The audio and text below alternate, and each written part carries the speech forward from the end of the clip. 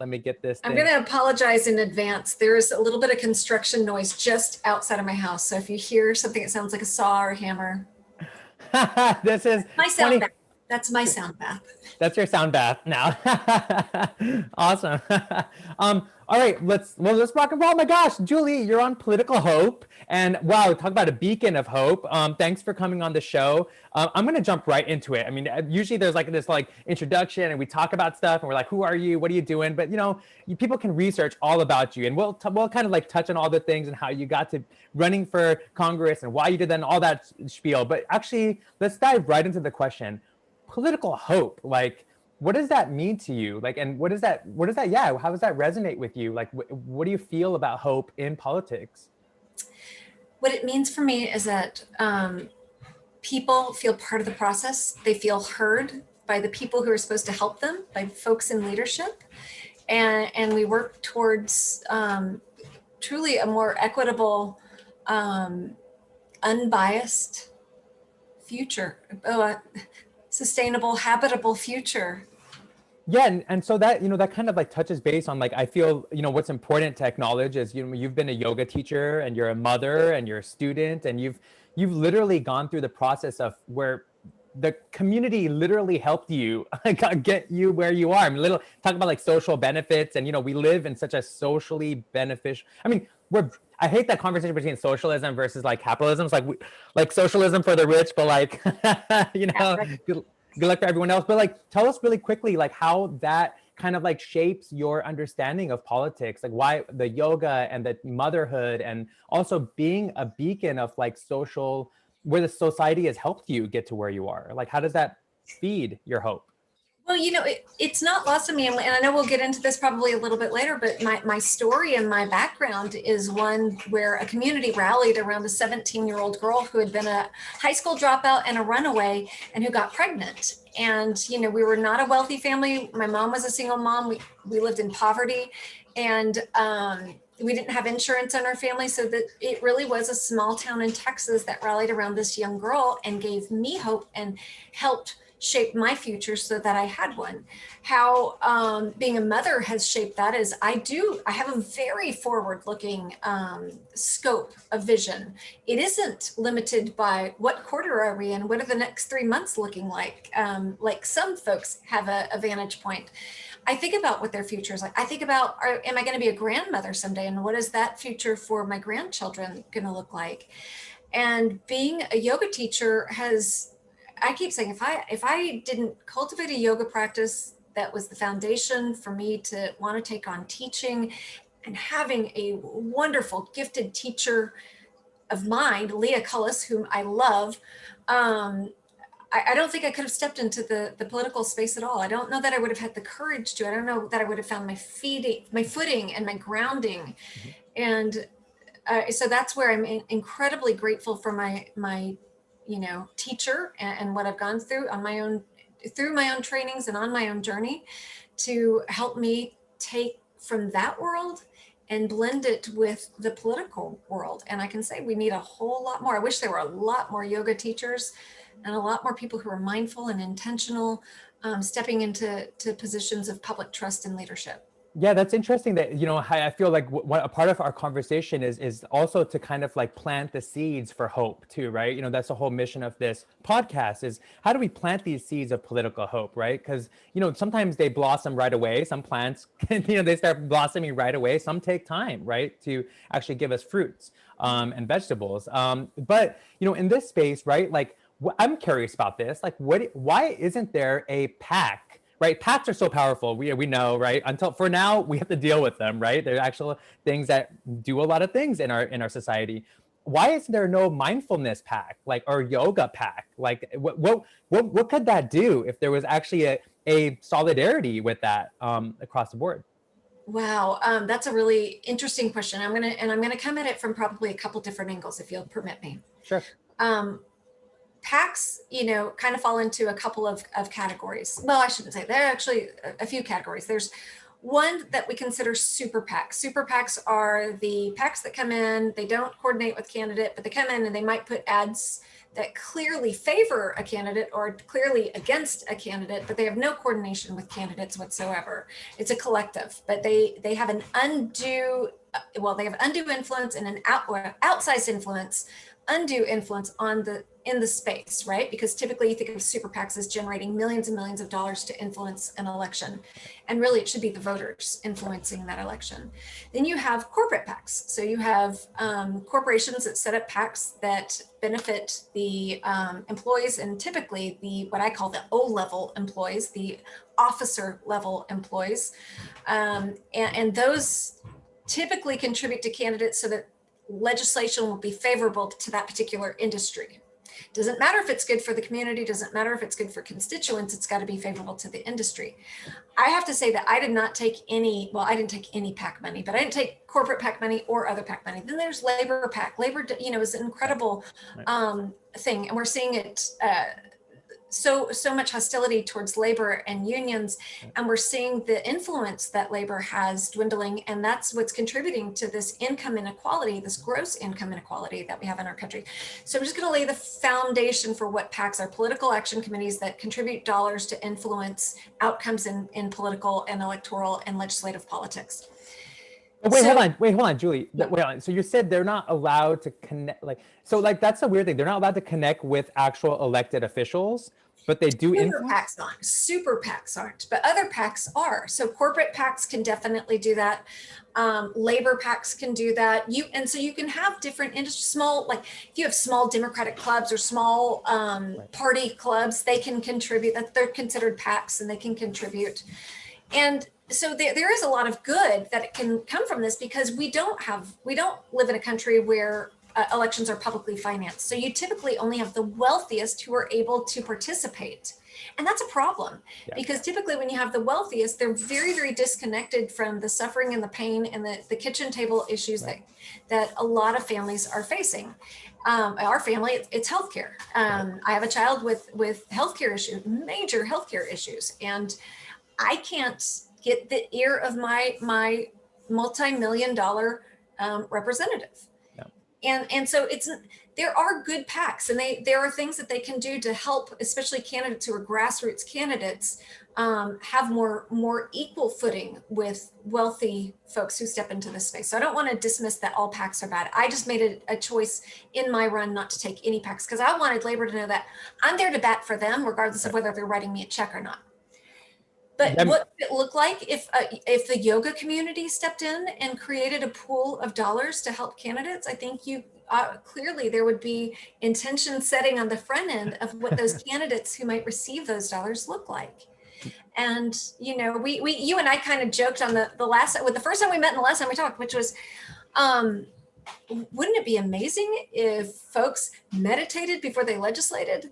So that's what I think, that the yoga community could come together, the mindfulness community could come together and actually have an impact in politics. And that would be a good thing.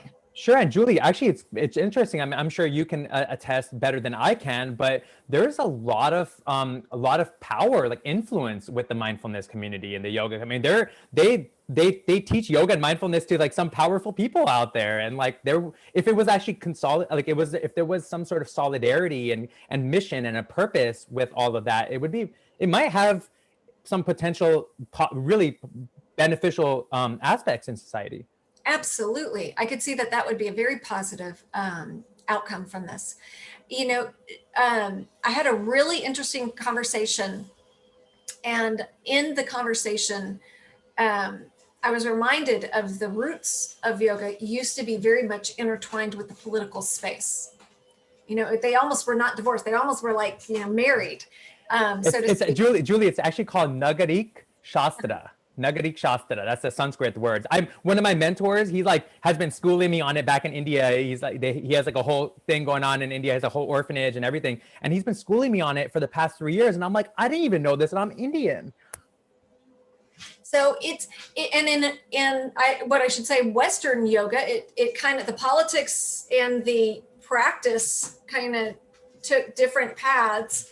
And I say around the 80s when, yoga started getting corporatized and, and then it became like, well, I can't step into this. I need to be there, I think was a misperception that if you practiced yoga, you had to be perfectly calm. You couldn't step into something that was an energy level that is frenetic and high, that you had to, be away from that. Sure. I don't believe that. I believe that as a yogi, you need to be able to interact with your communities and draw on your tools, draw on those deep tools to help you navigate those communities. And that's so helpful. And what's the difference between those yogis and the Stoics and Socrates and Plato and what they were trying to convey? Marcus Aurelius, right?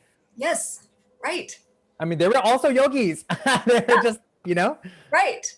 European. Socrates may not have had the asana, but yes, he was definitely, on the mindfulness track. I mean, that was it. And so that's, to me, I'm like, I hope we can collectively kind of bring that back in, because that's what we need. It's interesting. And Leah will share this story with others that, she worked on John Kerry's presidential campaign, and she ended up in the hospital, paralyzed on half of her body. And she realized that the energy from that, and she wasn't a practicing yogi at the time, let alone a teacher, but she realized, she was like, I need to step away from this because I don't have tools to help me deal with this world. And then she ended up becoming taking a very, very different path, for which I'm incredibly grateful. And, but imagine if we could actually train folks who want to maybe not even run for office, but help others run for office. I mean, think about I do corporate wellness on the side. And so one of the things I've been doing for the past 7-8 years, and you see corporate CEOs and you see corporate spaces actually paying for it for their employees and paying for it for the executive levels, right? But it's so funny that the people making decisions about our everyday life are not practicing mindfulness. I mean, it's almost preposterous that we don't actually make it mandatory in a lot of ways, right? That at least sit and be quiet for 10 minutes with your thoughts. You don't need to do any sort of religious or spiritual thing. Just, can you sit with your thoughts? And a lot of people can't. I mean, I say that they absolutely could. But it is drawing on those tools that allow you to sit with yourself and allow you to sit with your thoughts, or allow you to sit with your breath. What I noticed that I actually try to wake up early every morning before everybody else the animals wake up with me. And when I say animals, I don't mean my family. I mean the cats and dogs. I wake up early, and so that I can have that quiet time, so I can meditate. And I notice that sometimes my thoughts, even first thing in the morning, and I'm like, ooh, Julie, just sit down, just close your eyes, don't look at anything, just breathe, just breathe. And it's before I'm even thinking about meditating. I can catch myself being like, whoa, you are all over the map up here. You are scattered. And even during the daytime, when I feel that, I can catch it now more quickly than I used to be able to catch it. That's for sure. I don't always catch it. I'm not there yet. I'm still a work in progress, but I can catch it enough that I can just be like, okay, just close your eyes, tune out the visual, and just happen 5 slow breaths. Does wonders. Just 5 slow breaths. When I first stepped into the political space to run, and aside from teaching a yoga class, I had never really had to present in front of folks. Certainly didn't have to present political ideals or ideas. I didn't have to have a plan for things. And I would get or I didn't have to debate people. I'd get so nervous. I'm thinking about my first run. I ran twice, 2018, 2020. And before I went into anything, and before I went to a club meeting, before I stepped into a candidate forum, before I stepped into a town hall, I would find the bathroom immediately, shut the door, and just stay there, because nobody could see me meditate. I'd close my eyes and just breathe. Right. And that, wow, it will help you. It's not to say my heart rate didn't accelerate a little bit, but I wasn't so gripped by fear. Right. I mean, it's got to do a little bit. Even now, even to this day, I'm so used to public speaking, but I still get my heart. I mean, it's part of being alive. You need to. It would be weird if you're not. Get some sort of reaction. But that's you bring up a really interesting point too, right? In my opinion, I feel like everybody should go through some sort of yoga teacher training, right? I just feel like the experience itself is an upgrade most of the time if you do it the right way. Right. Absolutely, and you think about. I think about my yoga teacher training, and I feel like it was also, in addition to the asana, in addition to learning how to teach, because that is a skill you have to, I mean, some people are naturally gifted. Most of us are not naturally gifted teachers. We aren't. So that is a skill that you acquire. But I also say it's leadership training. You know, a good yoga training is leadership training. Mm-hmm. And even if it's leadership training and learning how to be still and quiet and not reacting or having to be the first one who has an answer, the first one with your hand in the air, being able to be that pause. Yep. How refreshing is just a pause. It's also, I also feel like for me, what I noticed, you know, whether I was teaching yoga teacher trainings or being a part or like experiencing them as a student, I've noticed consistently that it also builds trust and understanding of community, because everybody's kind of like moving together and improving their mind, their body, their spirit, whatever you want to call that thing. But like you see like this you see everybody evolving together and supporting each other. And I think that's kind of missing generally from our general communities. We're so separated and divisive on social media and also in physical reality. Like that experience of growing in a community with others, it's very potent. It's Jeff Krasno said this, and I wrote it down the second he said it, because I was like, this is beautiful. Community moderates people. It does. So community moderates you. And whether that's, you know, like you said, the hostilities that we see on social media where people just get fired up and they have to just immediately spew venom from their fingertips. But when you pull together collectively, you know, and I get that even I haven't practiced in a studio in almost a year. I mean, because of the pandemic. Right. So I've had a home practice, but I haven't had a studio practice. And I can tell you, my home practice doesn't feel the same because I don't feel the energy of my community.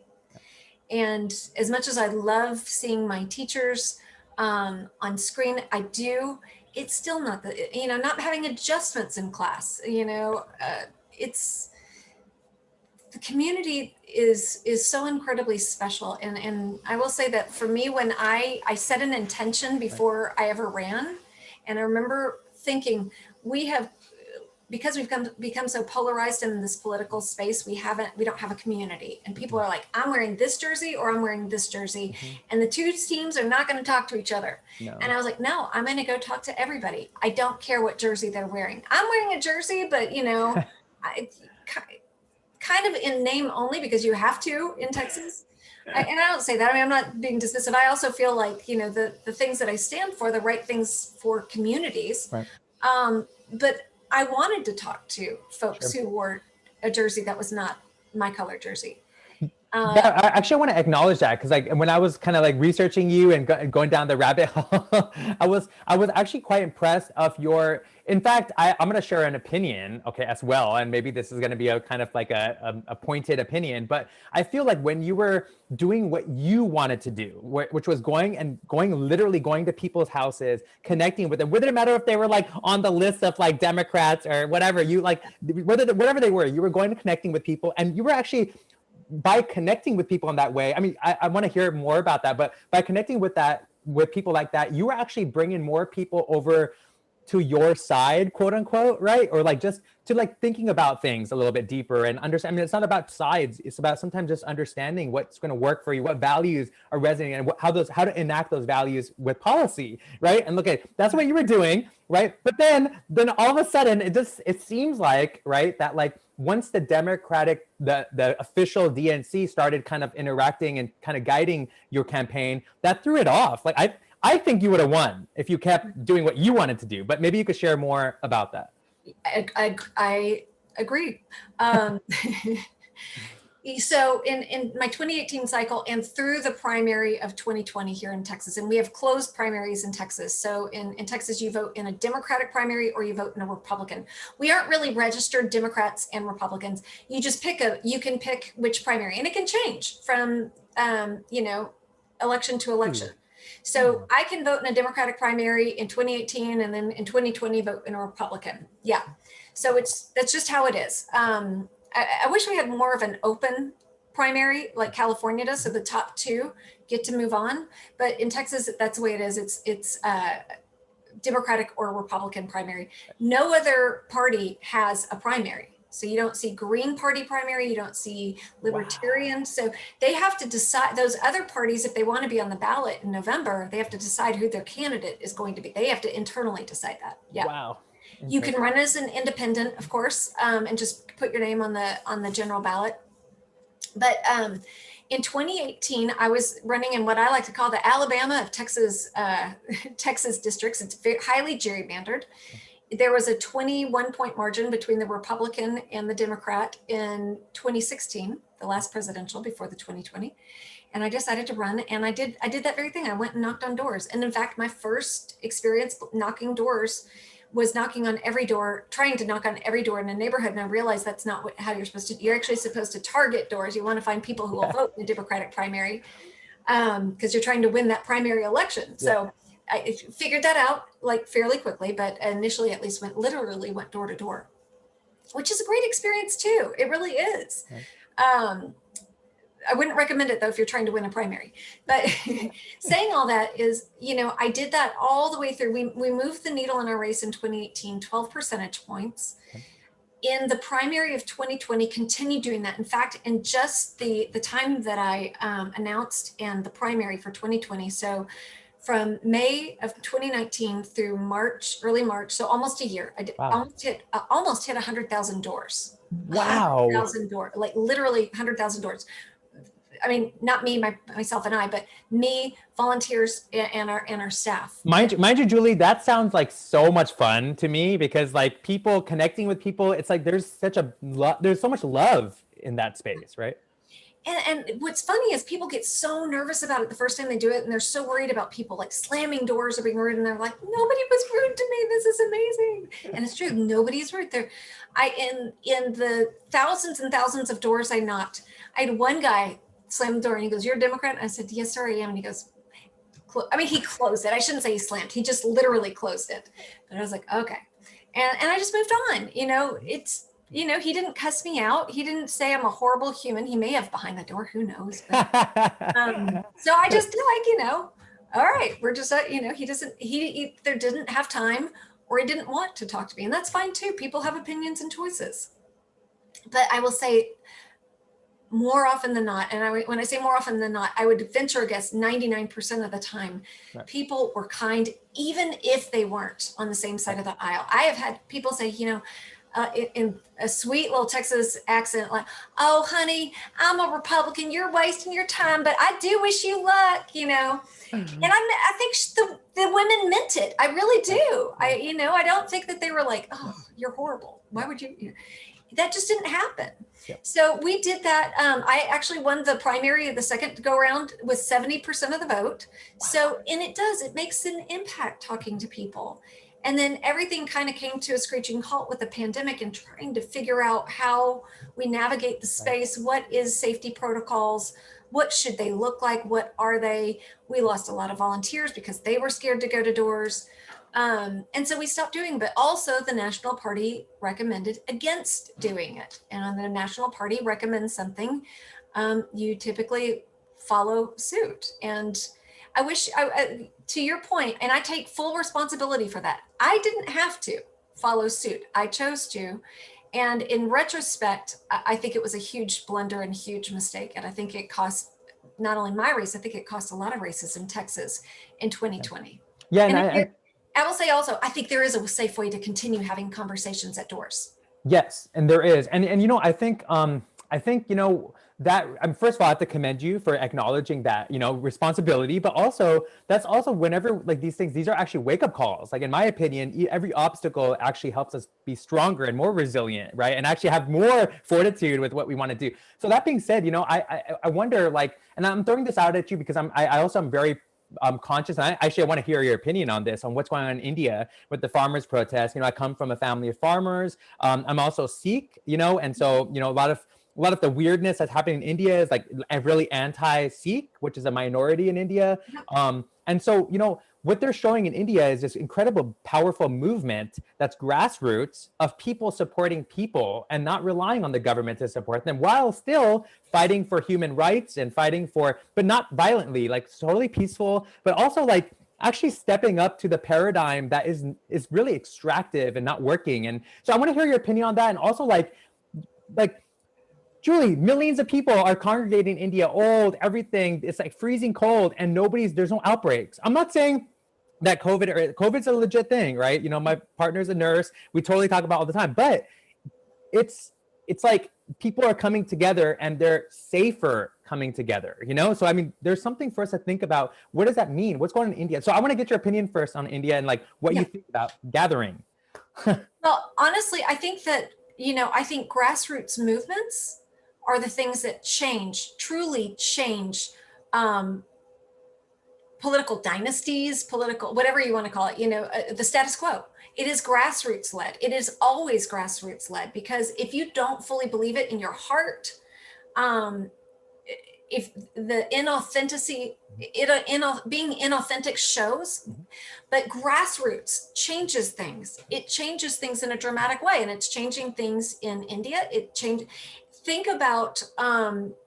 I think about even what's happened here in the United States with the Black Lives Matter movement. You think prior to George Floyd having his neck pressed upon for 8 minutes and 46 seconds, a lot of people had, fear around Black Lives Matter movement, or a lack of awareness, total misunderstanding of what it was. And when they watched a man having his life slowly taken from him in a very cruel and deliberate fashion, a grassroots movement sprung up that finally acknowledged what these moms who started the Black Lives Matter movement have known all along. Our sons' lives matter. Our daughters' lives matter. Right. And it was grassroots, and it was from here. Right. That's what I think about grassroots. It is from the heart. It is not from the head. And that's what happens. And when people start to coalesce around that movement, again, whether it's in India, whether it's here in the United States, wherever it is, you're going to see some powerful things change. Our civil rights movement was a grassroots movement. Women's suffrage. Yes. My daughter, in fact, told me today that Frederick Douglass not only was an advocate for Black lives, he was also an advocate for women's suffrage. Of course. Yes. So, and she's learning a little bit every day at school, thankfully. Now that's funny you say that. Like, it's like, first of all, I gotta first acknowledge the awesome metaphor that we use the word grassroots, and like how relational it is to like the metaphor of plants and growing, and like how we emulate that, through our emotions and our experience and our collective intelligence, right? Like there is that element of connecting back with the earth and building that relationship with the earth, but also how we are together. But the opposite is really funny to acknowledge too, Julie, that there's astroturfing, right? And in India, we're seeing astroturfing happening, like agent provocateurs that are getting paid to disrupt and change the narrative. And we've seen it here in America with there's all kinds of weird astroturfing going on, but that's like opposite, right? You talk about like football. I'm a big football, like I love football. AstroTurf is a horrible, I don't like playing on AstroTurf. Right.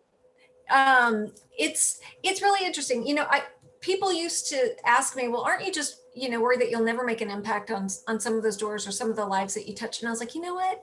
If all I did was come and plant a seed, and somebody will come along behind me and water it, and somebody will come along and weed it, and somebody will come along and really cultivate that tender root that's coming up, that tender shoot that's coming up, then that's how you affect change.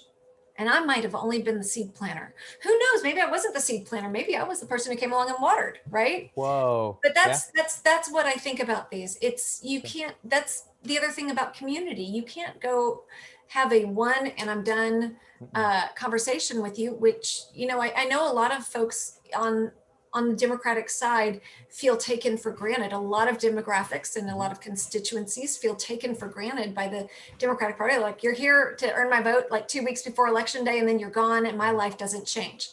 Yep. So I feel, Julie, I feel, Julie, I'm more like the fun guy in that story. I'm the fun guy that comes and connects things underground, And that kind of brings up something like we kind of brought it up earlier, like so right now, what I've been for the last year, I've been collaborating with a group of other, actually we now are co-founders. We've been creating we've been contemplating how do we first of all build a technology education technology company that's based in political entrepreneurship.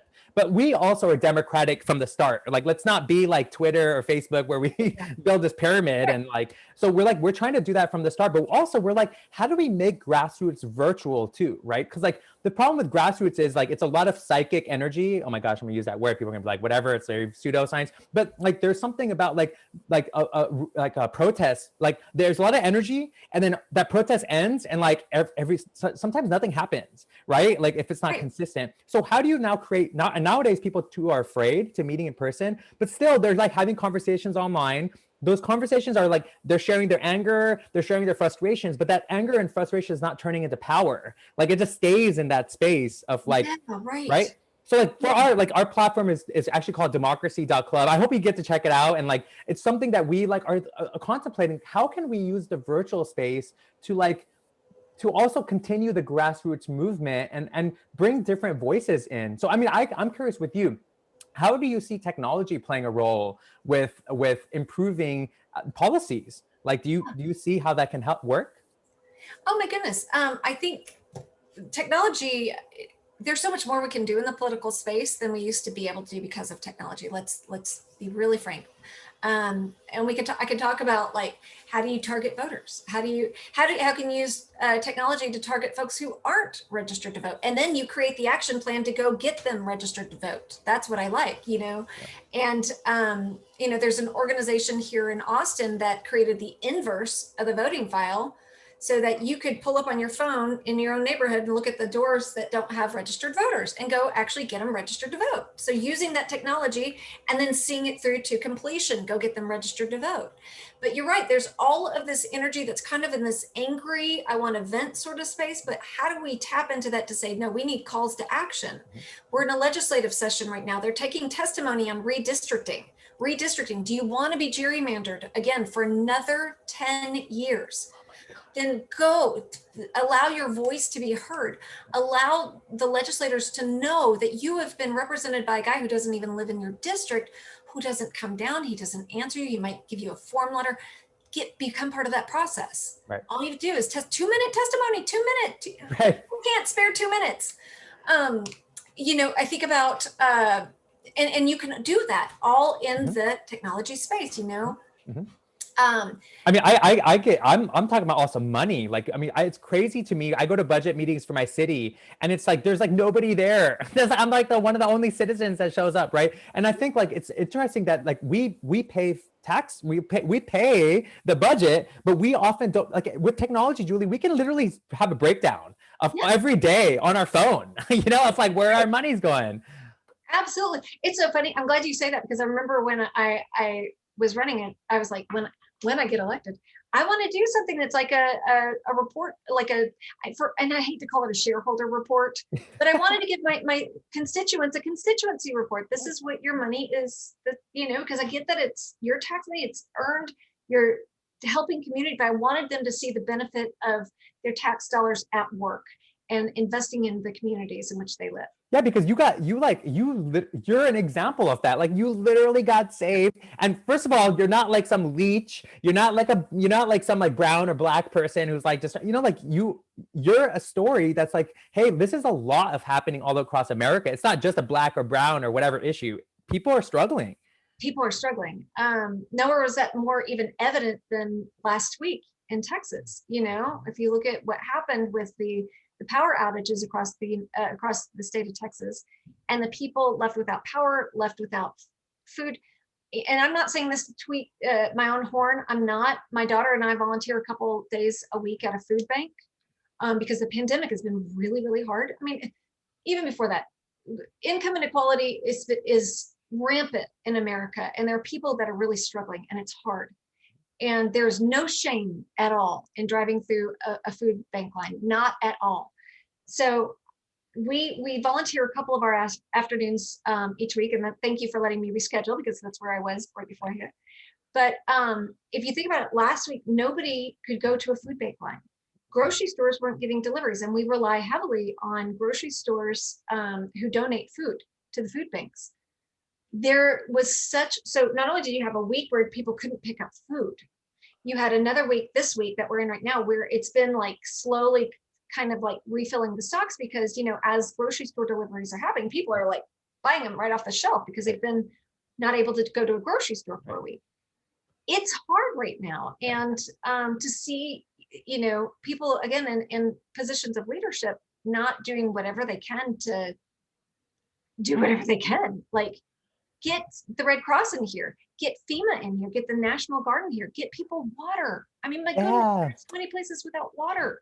It's like, it's this weird conundrum because like I feel like so many people, I'm starting myself to try to get away from the idea of good or bad, like the idea that there's good or evil. It's more about like joyful and miserable. And like people like, when they're in a place of joy, it's very easy for them to share because they don't have a fear or a lack or a scarcity. But then there's some people who are like very wealthy or very powerful, quote unquote powerful, but they like are miserable. And so they can't really see how they can be helpful to others. Like they're actually suffering underneath because they need more attention, they need more power. But the thing with this is, I also think like we have this incredible opportunity right now, in my opinion, and I want to get your opinion because you're a lawyer, is that correct? So, I want to get your opinion on this. Like this country was based on emergency assembly. Like literally, we're founded. In fact, 5 years after we created a constitution, we had another emergency assembly to be like, hey, is the constitution good? We haven't had a third Continental Congress in how long? Like, can we like sit down? We have technology, we have all these new inventions, we have regenerative agriculture. We're like, hey, like there's so many, we're in a freaking crisis. Can we come together in emergency assembly, at least at the local level, if not the federal level? Like what do you think about emergency assembly? How can we like make policy work now for us? I think everything starts local, quite honestly. I mean, and that is where you can affect the most change is locally. You have seen, how many years, over a decade of stagnation at the federal level. And we see these even silly rules that are not democratic at all. The filibuster is not a democratic rule. You're saying, the way that the Senate was designed is that a 51 vote, you got something passed. Then there's this artificial anti-democratic rule. It's not law. Y'all have to remind everybody, filibuster is not a law. It is a rule made up in the Senate that says, no, we can stall things and we declare a filibuster, but what that really means is it's going to take 60 people to vote for that. That's not democratic. Right. And it's not the filibuster in the traditional sense where somebody is standing on their feet wearing a diaper for 24 hours while they talk. It's just saying, no, I invoke filibuster. We're going to have 60 people vote. And they're not even playing the game fair. Like if you're gonna even make that rule, you're not even like playing the. I mean, and I think you bring up a good point. Like this whole politics, our government is a game. Like it's like if you look at like I'm a big video game person. If you actually look at it, the whole thing is it's a game. Okay, and like there's rules and there's like structures, but it's at the end of the day, it's a game. You played the game, right? But the thing with games is like there needs to be a understanding of like to play any game, there has to be understanding of fairness, right? You can't play a football game and one of the guys has a stick and knocks people out with a stick and goes like, I got a touchdown, right? Like there has to be some understanding. There really isn't right now. There's no consequences for like playing the game wrong. Yeah, they are breaking the rules or breaking the biggest rule like the Constitution. But again, I still think that you can affect local change. I look at what we've done just in my hometown here in Austin. We've decriminalized homelessness, which is a good thing. We've, and I should say advocates fought for and won paid sick days, although that's being litigated in court right now, but they fought for and won paid sick days. I used to be on the board of it was a quasi-governmental property tax jurisdiction where we collect property taxes for healthcare services in Travis County, where I live also. And I pressed hard as a member of that board of like, we need a $15 minimum wage for our entities that are in this, that we are paying $15 minimum wage, and that got passed. So you can affect change locally. It is so much harder the higher up you go.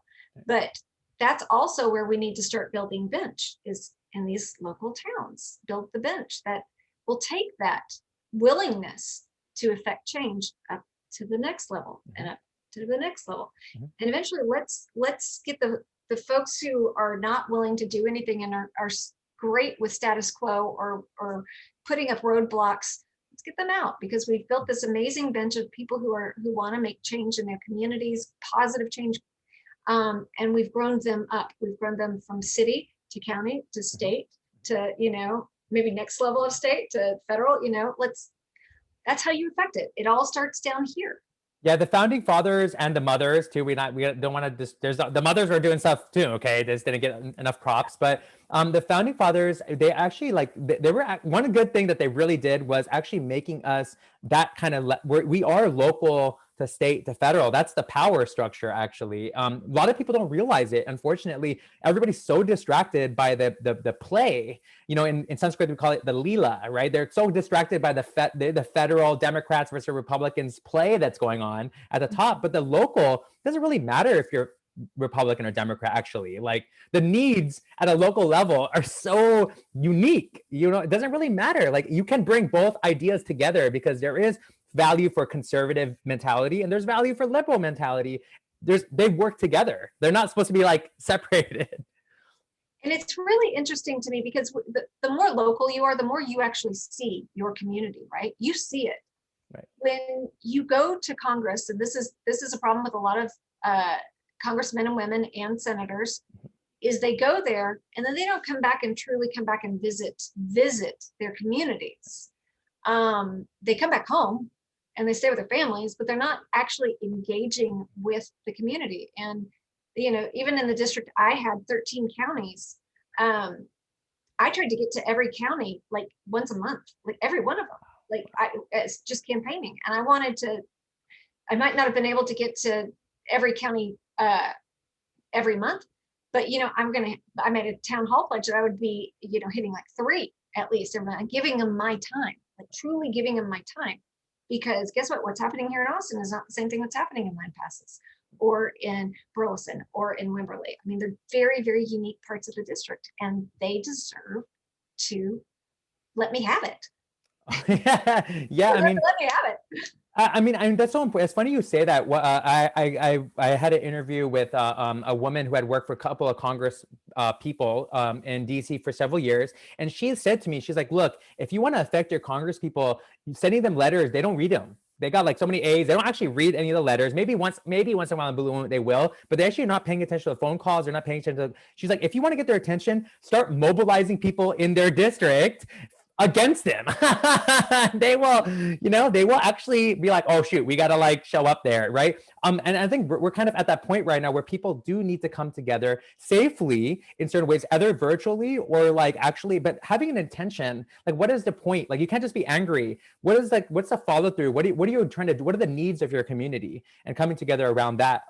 But that's a whole other conversation. We could probably go down that rabbit hole. I kind of also wanted to go ask you this question too, because I feel like your experience with this is kind of like unique in that you were an outsider, and then now you're an insider in a lot of ways in this space.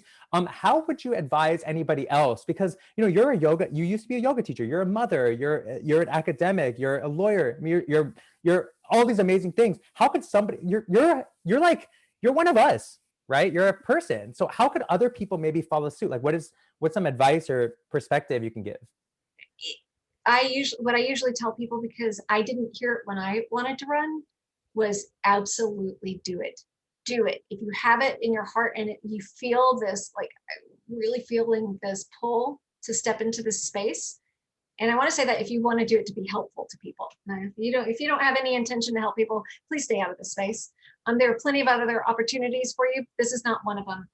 No, but if somebody really wants to help their communities and they're feeling that, do it. Please do it. We need good people to run. And I can tell you, I always felt like I heard, well, you're not going to get elected, right? You're not going to no, you actually might. You might get elected. Be careful what you wish for. You might actually get it. So that's the first thing I tell people is, yes, honor that. Honor. And if it works for your family and it works for you, step into the space. Meet people. I mean, go find people in your community or whatever the district looks like that you want to run it. Talk to them, listen, and really don't talk at them. Listen, just listen. And if there are areas where you can find commonality, somebody, if you let them talk long enough, will reveal something where you're like, this is my segue. This is how I find that connection with them. let them talk long enough that you can find that commonality and remind them that y'all shared something in common before you leave. I think that's one of the most important things, and that will make you an effective advocate for your community. That willingness to be with them and listen to them. It's not that hard. I mean, physically it can be a toll, like if you've got a 13 county district and you're trying to get from one end to the other and come back home in one day, it can be physically hard. But it's not rocket science to run. It's meeting people. Yep. It's just meeting people. Yeah, and if you love people, yeah, definitely something to do. Yeah. I want to share something with you because I feel like you would love this. Last March, March 2020, right before the pandemic kicked in and there was, it got shut down. I organized a civic engagement festival on Venice Beach, right in front of the voting poll, like on the beach. And I kind of like had an all-day thing where I had different teachers, yoga, music, performances, open mic, you name it, right? Like all day long, there was different like things going on, movement, exercise on the beach.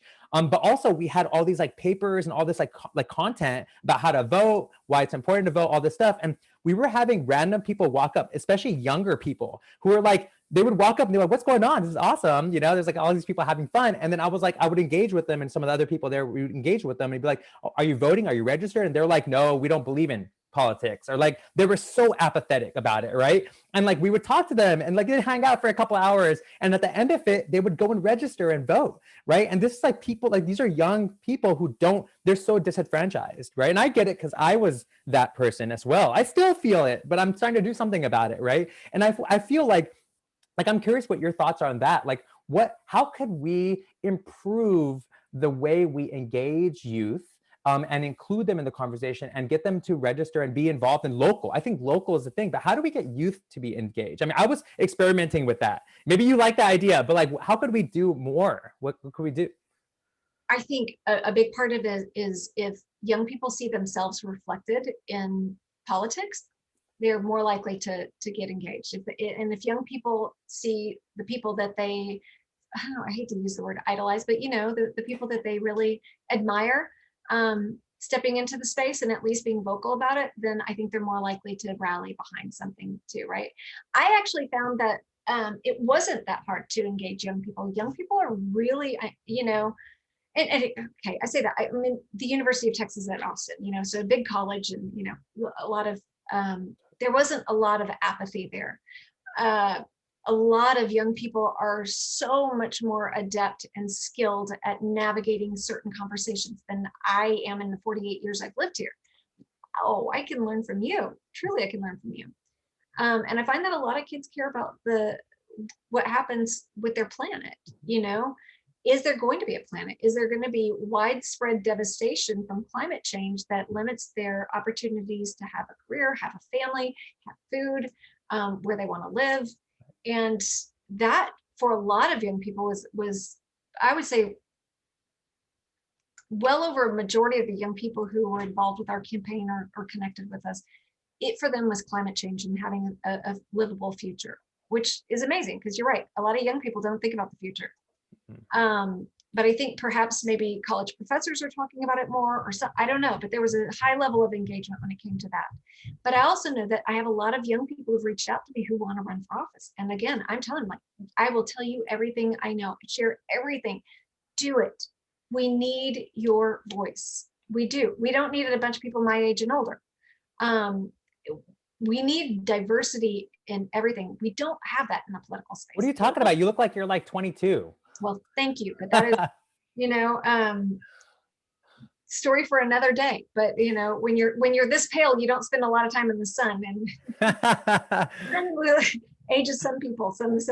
But anyways, it's actually just a really blurry camera. I mean, but we don't have diversity in any political space. You look at Congress, and Congress is still 80% male, I think 80% white, yeah. It's not a diverse institution.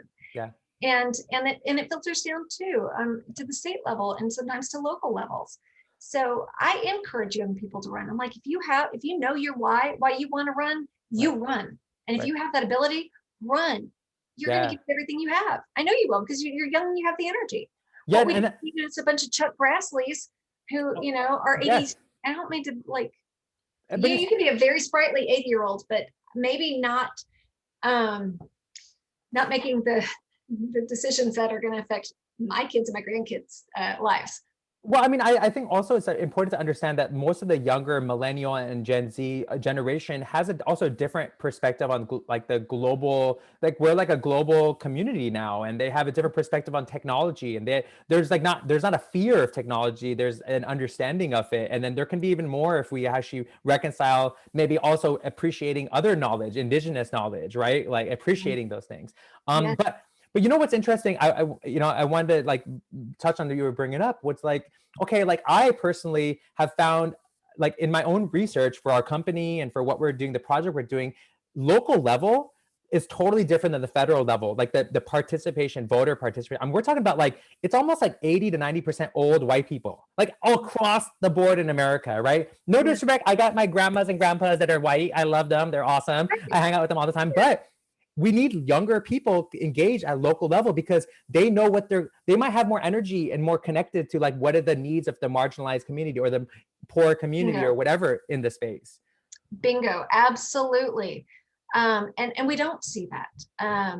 Even in my so-called progressive town of Austin, we have some younger people represented on city council, but by and large, it's older and white. And that's why I said for the young folks who want to run, I wholeheartedly encourage them. Please do, please run. And I do think that if young people see that young people are on the ballot, they will be more likely to vote for them. They may not want to go vote for someone who looks like their grandparent, but they might want to look for somebody who's looks like them. Totally. And also keep in mind, I mean, I'll definitely share some more statistics, but like if like literally like a young person went and ran for like a local thing and all the young people registered and voted, like you wouldn't even need to convince anybody else. You'd get in right away. Yeah.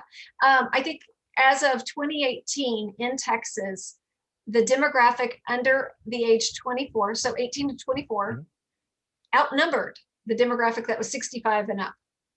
So 18 to 24 were larger in number, but they didn't show it by voting. So they have more influence. They potentially have a whole lot more influence than the demographic that is 65 and up. And you're right. If you're 18 to 24, you're thinking about things like climate change. I mean, I don't want to generalize, but yeah, climate change. You're thinking about equity, thinking about, that I'm not going to treat somebody in the LGBTQ community differently. And, discrimination is wrong and it's bad. Right. I feel like younger people are far more open and honest about those things than older demographics are. Yeah, and there's a lot of older white people who say, I'm not a racist, and like, but you, come on, we just need to be a little bit honest here. But it's just, in my opinion, it's just a matter of perspective and like limited perspective. It's tough. You just can't, racist, whatever you want to call it. When you have limited perspective, you just don't know that there's awesome stuff out there, other perspectives that like makes your life more rich.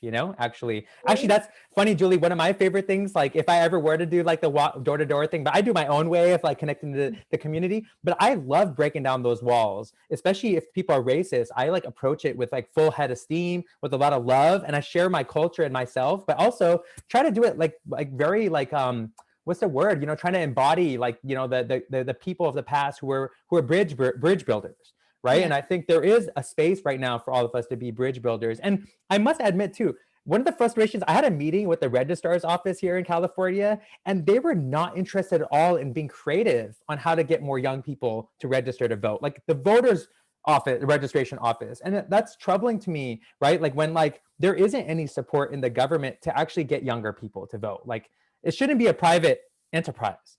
No, it shouldn't. Yeah, there are, obviously at the University of Texas, a lot of students actually become, Texas has this crazy Jim Crow era relic called the volunteer deputy registrar. You have to be deputized at a county to get somebody registered to vote. It's silly. What? And you have to renew it every 2 years. So it was an intentional way to keep people from getting registered to vote. And especially if you move a lot, and in Texas, every time you move, your voter registration is not automatically updated. You have to update your voter registration. And if you're honest with an election official and they say, is this your current address? And you say no, you cast a provisional ballot in Texas, and a good chunk of your ballot might be eliminated. Because if there's not commonality from where you moved to where you used to live to where you moved, those votes get eliminated. Wow. So it's Amazing. so we have a lot of young people at UT who have become volunteer deputy registrars so that they can get their classmates. In Texas, we also have a law, and it is not followed. So a rule of law, but it's not followed. That every senior in high school is the principal of the high school is supposed to get every senior in their school registered to vote, so that they come out of high school registered. Wow. And if they're only 17, it like holds it in place till they turn 18. But yeah, they're supposed to get their seniors registered to vote. Wow. And it doesn't happen.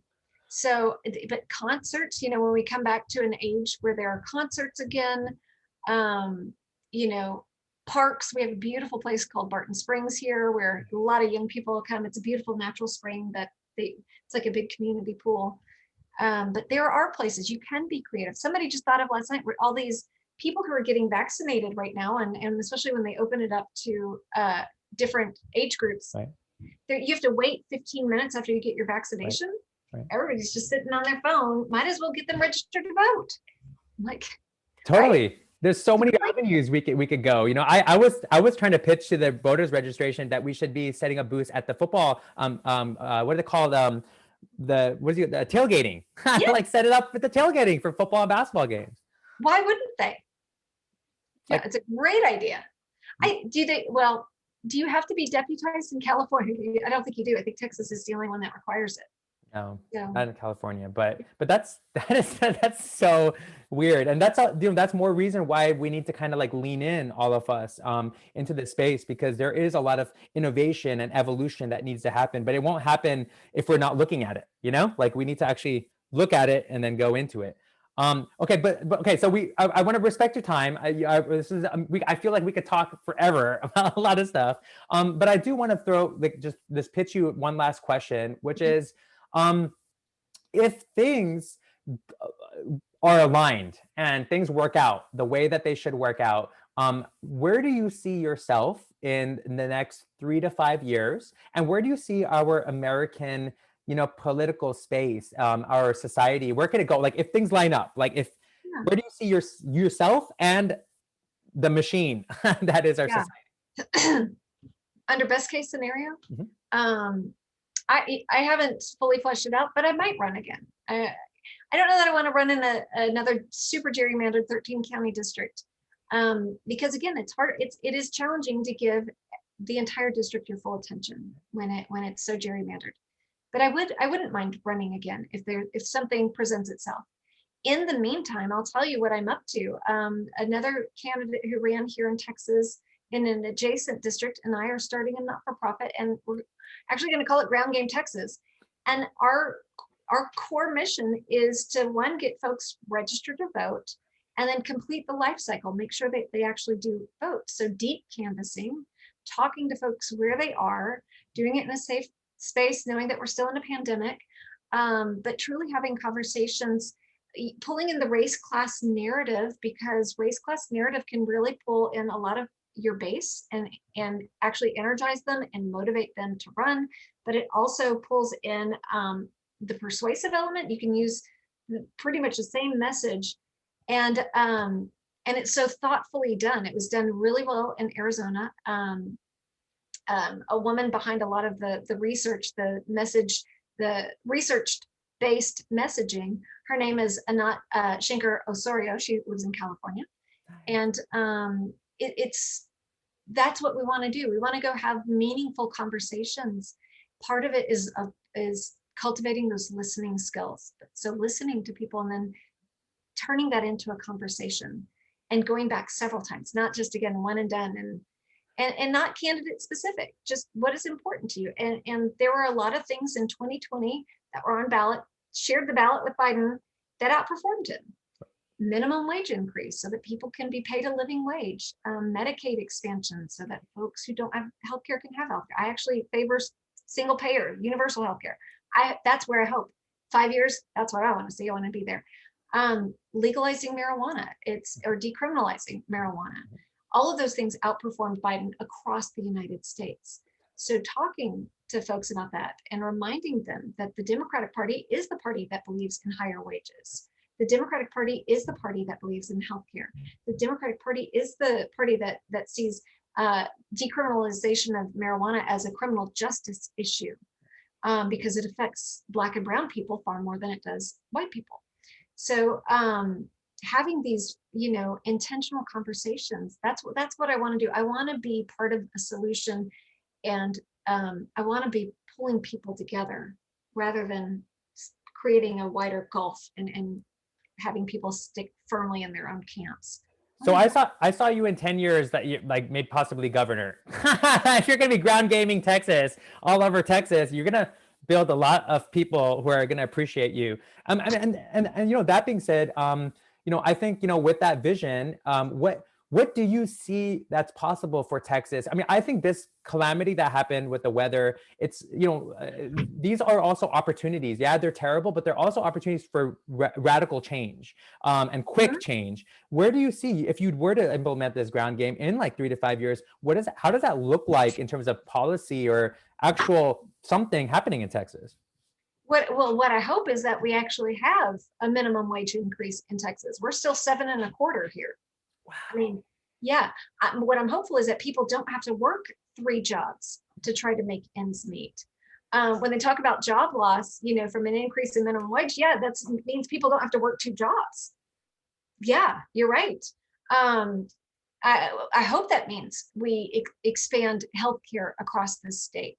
Again, Medicaid expansion is a temporary fix. I want to see that I want healthcare portability. So it doesn't matter where you work. It doesn't matter if you travel from one state to another and you get involved in an accident. Your healthcare is with you. You're not out of network. You're not out of pocket. You just have healthcare because we are a wealthy country that can afford it, 1. And 2, we will actually save billions of dollars annually, when we move to that model. But then I also want to see, I mean, having these conversations, I want to see the policy outcomes from that. I want to see us decriminalize cannabis. I want to see it completely off the federal prohibition list. And that's just the tip of the iceberg. I mean, there's so much more we need to address, but that'd be a good start in 5 years. Sure. I mean, I would even throw in there too. Maybe if I come and visit and I support you guys, I'll try to build a movement to bring more mindfulness and meditation into like political spaces like that. Like our leadership should be meditating and should be practicing yoga and should be taking care of themselves. Yeah, absolutely. Right? Absolutely. And again, wouldn't it be a wonderful thing if we actually had leaders who just took some really deep, long breaths before they made decisions. Or maybe some enemas and cleared out whatever's going on in their gut too. Or moved their bodies. To come full circle with that, Julie, thank you for sharing that, because full circle, like if like I said, there is, in my opinion, there's no good or bad, right? But there is like this disconnection with people, where they feel like there needs to be these extractive business models, right? Whether it's the healthcare industry, it's the energy industry, it's the education industry. I mean, you could go any direction you want. There's these extractive models that are not serving the people, right? Generally. And I think, in my opinion, if the leadership could actually sit down with their thoughts, maybe sit in a drum circle with like their constituents, maybe like sit in a concert and have like comedians around, they could make fun of them and they could sit there and be made fun of, like maybe those kind of spaces might actually be a space for evolution in this space, because I don't think they mean bad. Their intentions generally are good. They just have bad ideas, So we need to create a space where the good ideas can blossom. I 100% agree. I love that. And I would love to work on that with you. Awesome. We could do like maybe a sound bath with the Congress, one of these days. I'm going to go ahead and put it out there that will happen. We're going to do a sound bath in Congress. Excellent. Awesome. Yeah. Thank you so much, Julie. Oh, thank you. That was so fun, so delightful. And yeah, I would love, if you ever want to have me back after we get on the ground here in Texas and get an update, let me know. I'm already there. You just have to catch up to the moment. The future is already happening. So I'm playing my flute. I'm walking around town. I'm like, yeah, don't worry. I got it. I'm there. Awesome. All right. Well, I will see you soon. Take care, Bye. Julie. Thank you so much. Be well.